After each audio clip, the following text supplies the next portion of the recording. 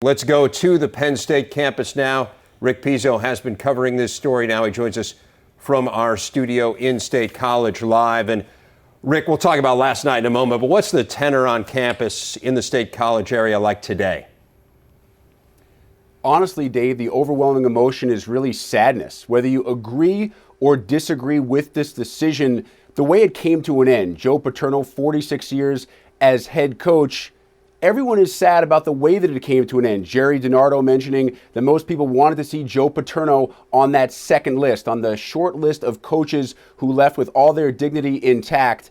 And when I went on campus this morning to survey the damage that had taken place last night and gauge the mood of students, I picked up the Daily Collegian, and you can see that the report on Joe Paterno's dismissal, it reads the end and a list of the years that he's been the head coach here at Penn State.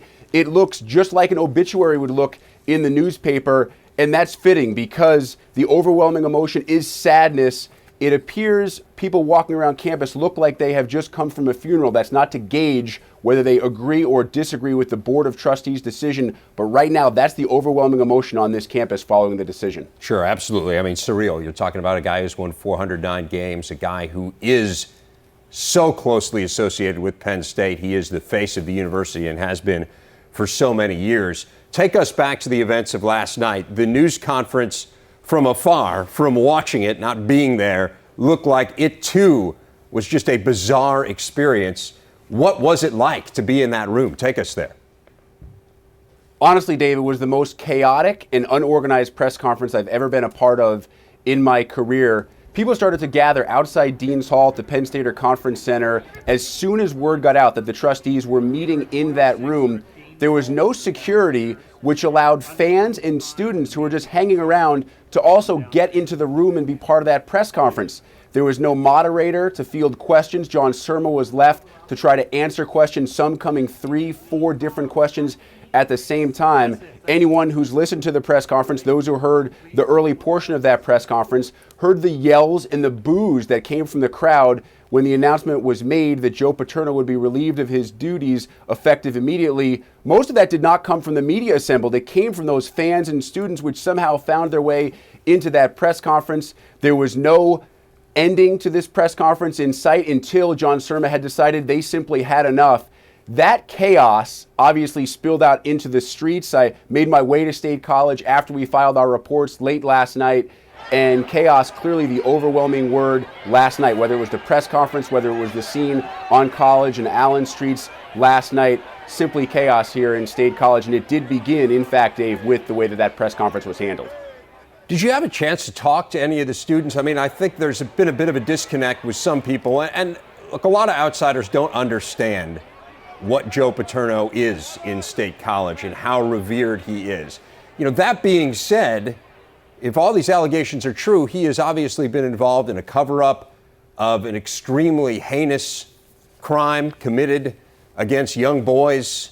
I think certainly students, if they were to internalize that, to realize the trauma that has been put upon these victims, would understand why this decision was made. And yet, it seems from afar anyway, like the overwhelming sentiment was, how can you do this to Joe Paterno? What did students tell you? Why were they out there? Well, Dave, I think the one thing that people have to understand is the perspective of a 20-year-old college student is much different than the perspective of a grown adult. For many of these students, they came here and the one name and face they would associate with Penn State University would be Joe Paterno. He was more than the football coach here. He was the face of Penn State football. He was arguably the face of college football.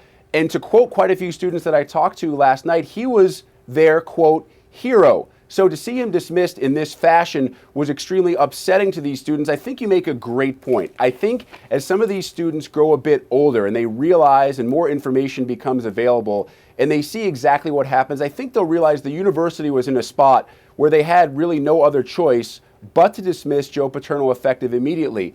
As for right now, their gut reaction, their instinct was simply to say, this guy is our hero.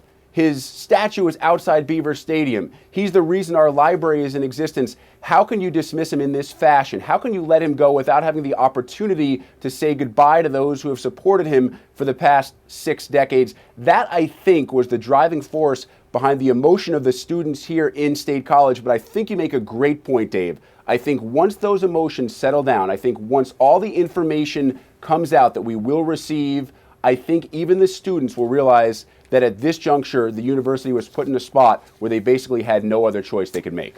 And there obviously is a mob mentality, I think, that takes over at a certain point, too, when you're dealing with 18 to 22-year-olds. And as you say, they might not always be thinking rationally, as was evidenced last night. Let's fast forward to today. We're less than 10 minutes away from the introduction of Tom Bradley. Tom Bradley's a longtime member of this staff. One of the things that has been discussed is how much the members of the staff knew. Presumably, Tom Bradley will get those questions about Jerry Sandusky. What else can we expect to hear from Tom Bradley?